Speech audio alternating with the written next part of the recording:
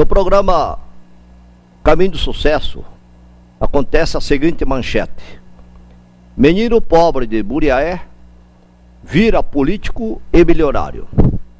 O que esta manchete nos traz à lembrança? Em primeiro lugar, que estamos falando do vice-presidente José de Alencar. José Alencar Gomes da Silva, nascido em 1931, na cidade de Buriaé, no estado de Minas Gerais. Pobre, um dos 15 filhos, morando na área rural. Depois, aos 7 anos, passou a auxiliar o seu pai na chamada venda, aquelas espécies de armazém de secos e molhados. Interessante que, já aos 9 anos, aquele menino irrequieto verificou que as crianças precisavam estudar. Sugeriu que deveria se construir uma escola, e o seu pai construiu na zona rural, contribuiu naturalmente para que as crianças pudessem estudar. Passou a estudar. Aos 14 anos, já estava tomando conta de um pequeno armazém.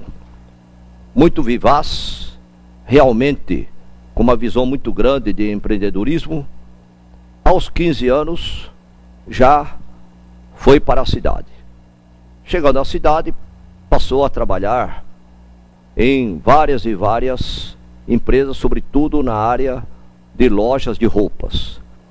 Aos 16 anos, já morando numa cidade, estava já na região de Caratinga, batalhando e lutando vida a vida. Morava numa pequena pensão. Já tinha batido todos os recordes. Era o melhor vendedor.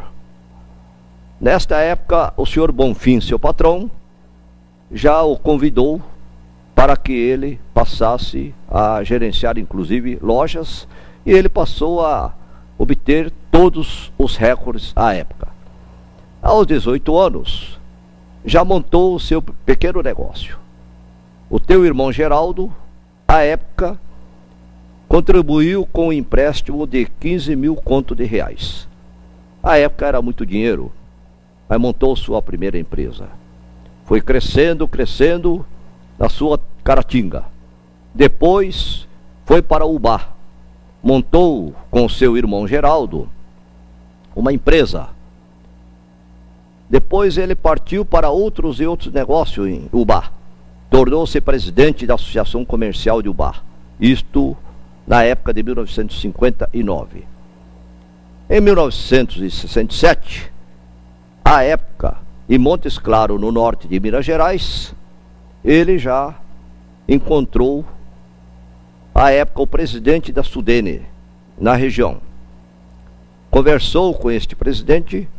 Esta pessoa ficou bastante encantado com a sua visão de negócios e o convidou para ser sócio de uma empresa. Nasce aí a Coteminas.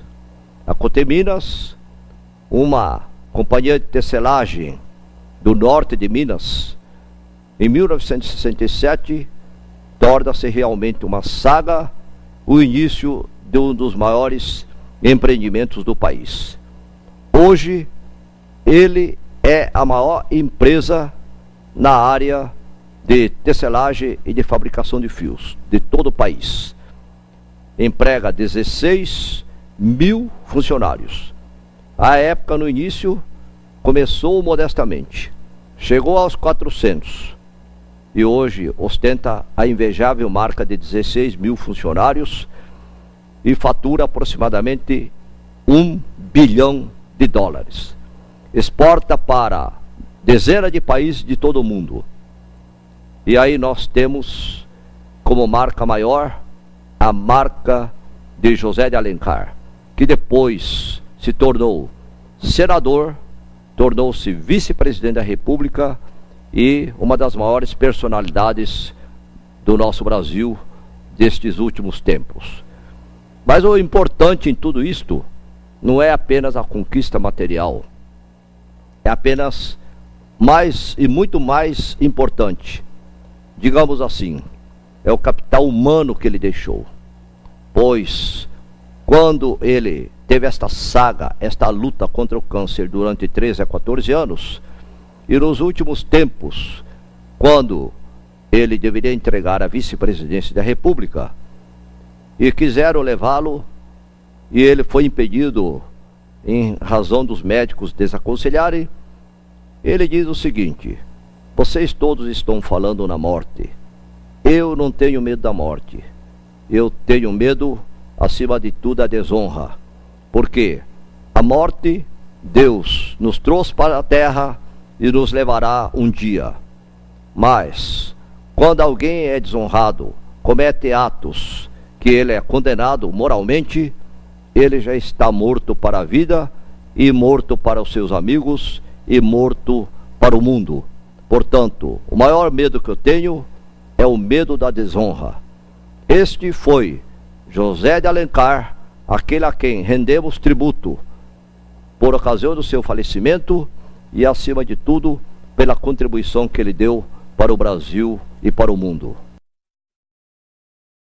No nosso programa Ponto de Vista, nós tivemos a oportunidade de receber duas grandes personalidades. A primeira delas trata-se do jornalista Franklin Vieira da Silva, jornalista que, em mais de 50 anos de comunicação, construiu um vasto império. O império formado pelo Grupo O Diário, onde nós temos, sobretudo, além do jornal O Diário, ele possui também investimentos e contribui com o Mundo de Maringá na área de comunicação pela Rádio Cultura AM. Franklin Vieira da Silva é um exemplo de como alguém que tem paixão por alguma coisa, ele realmente consegue realizar e conquistar, e sobretudo não só conquistar seu ponto de vista material, mas realizar para o mundo obras úteis para toda a comunidade. Franklin Vieira da Silva coloca como pilares da sua vida, da sua ascensão e sobretudo o seu império a contribuição dada pela sua equipe de trabalho. Citou vários e vários personagens que acompanha há muito tempo. Além disto, ele considerou como fundamental a crença e naturalmente a credibilidade que ele conquistou junto aos seus leitores, junto ao povo de Maringá, junto àquelas pessoas que são, na verdade, os seus verdadeiros clientes. São os leitores, são as pessoas que acreditam na notícia e, naturalmente, acreditam naquilo que é mais importante, a informação que, na verdade, transmite conhecimento para toda a comunidade. Afora esta entrevista, nós tivemos uma segunda entrevista que realmente serve de lição de vida para todos. Trata-se do senhor Eduardo Vieira dos Santos, também conhecido como Garçom Eduardo. O Garçom Eduardo realmente deixa-nos uma lição de vida para todos.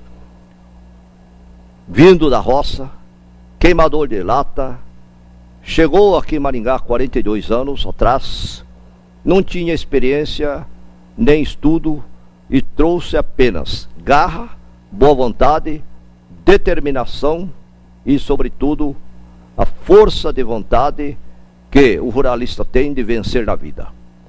Fez de tudo na vida, de sorveteiro, sobretudo, inclusive trabalhando também na algodoeira Suzuki, sendo limpador de banheiro, zelador, servente, todos os mais diversos tipos de atividade ele desenvolveu sem nenhum desdouro. Ao contrário, sentiu orgulho disto. O maior orgulho dele foi ter na carteira profissional o registro de garçom.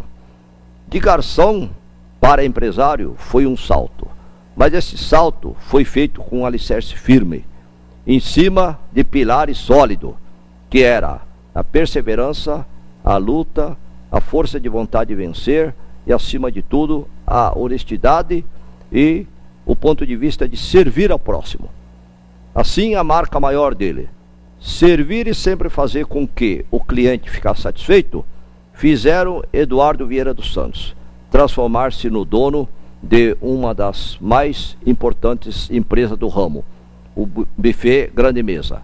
A Grande Mesa está no mercado há quase 26 anos, vem servindo a comunidade, prestando relevante serviço e, acima de tudo, nós temos que lembrar que realmente servir ao próximo, ter paixão pelo que faz, serve para realmente construir uma obra que fica a marca para todos.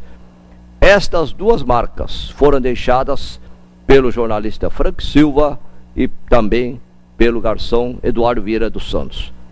Crer no que faz, ter paixão pelo que faz, ter amor pelo que faz, mas acima de tudo, pensar em ser um grande prestador de serviço à comunidade, são obras relevantes que devem ficar e permanecer para sempre. Este é o nosso ponto de vista de hoje. Esta é a mensagem que deixamos. E este é o desafio que deixamos para você, empreendedor. Seja apaixonado pelo que faz. Seja perseverante. Seja realmente um batalhador. Acredite no que você faz. Confie no seu futuro. E, acima de tudo, seja honesto. Assim você será útil para toda a comunidade. O programa Caminho do Sucesso despede de você, telespectador, e convida-os para que esteja sempre prestigiando o nosso programa e até uma próxima oportunidade.